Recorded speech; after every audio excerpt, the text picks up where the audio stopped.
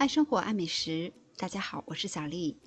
我们今天来做一款我个人非常喜欢的小甜点——焦糖司康。它入口的感觉非常的酥脆，还有浓浓的焦糖奶香，味道真的是非常好吃，建议大家都要试一下。在大碗中准备150克的低筋面粉，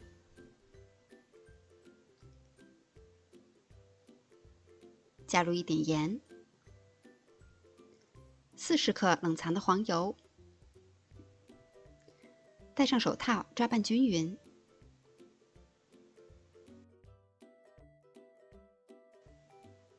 拌匀了以后就是这样，有一些湿润的状态，放到一旁备用。下面我们来准备焦糖酱，在奶锅中加入20克的清水，60克的白砂糖，一直保持小火，慢慢的加热，要不停的搅动。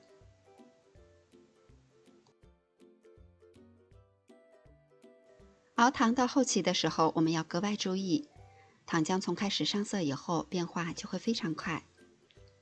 糖浆如果熬的颜色过重了，口味就会发苦，像这样就可以了。及时的关火，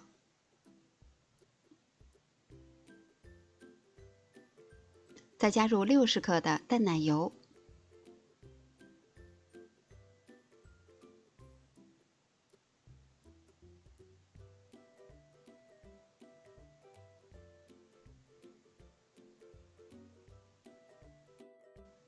然后再加入10克左右的黄油，搅拌均匀，这样焦糖酱就准备好了。把它盛出来，放到一旁备用。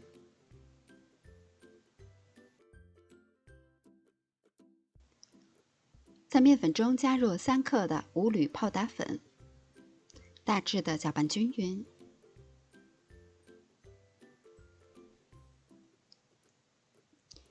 再加入20克的鸡蛋液，大约20克的淡奶油，加入40克的焦糖酱，搅拌均匀。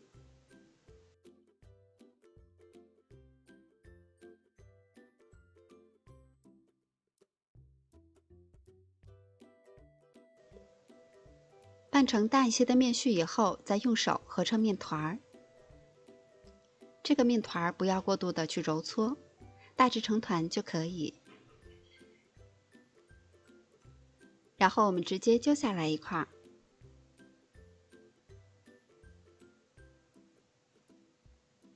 用力的捏紧，再团圆，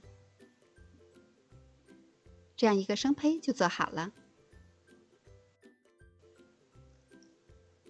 把做好的生胚都摆放到烤盘中，再刷上一层焦糖酱。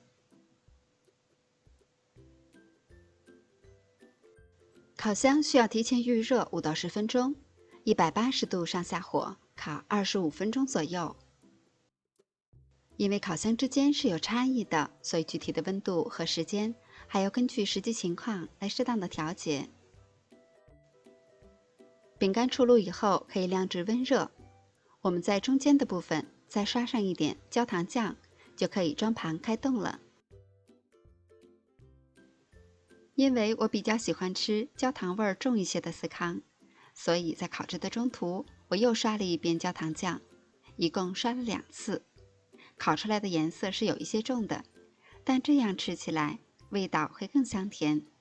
酥脆的口感搭配上焦糖和奶香，让你吃一口就会爱上这个味道。